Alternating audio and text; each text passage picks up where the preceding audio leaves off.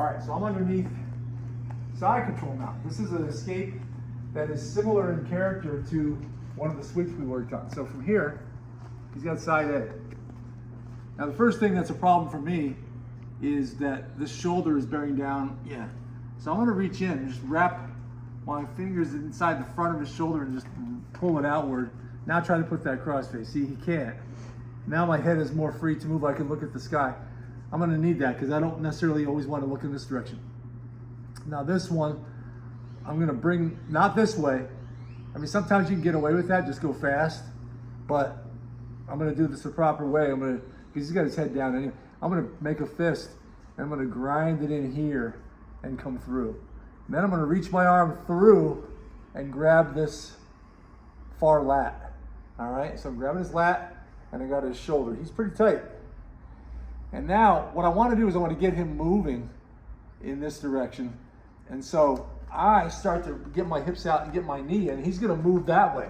And as I'm doing this, he keeps moving that direction, and then I bridge him over. Your head okay? Yeah, your head okay. So you catch him in the midst of that motion. So looking at this again, you'll see that in many cases, the key to especially overturning somebody is to feed him something he has to react to, and then that creates some motion that you can take advantage of. So for here again, you first things first, shoulder cross face, you relieve that. You bring this through. Notice I'm on my side facing him. I grab this lat. And also things too, don't let this dangle up here high because he might try to jump across and get an arm triangle. Yeah. So what I want to do instead is put pressure. Try to get your head up. Yeah, you see? With his head down, he can't think of jumping across. He does not have a position for an arm triangle now. And plus, I'm not going to stay here forever and read a book. I'm going to roll him. So I start to bring my knee in. He starts to move, and that's where I bridge. Hard to talk while I do it. And then I come up. However, now we get into other possibilities. Like see a lot of guys in here are very good at top control. We stress that a lot.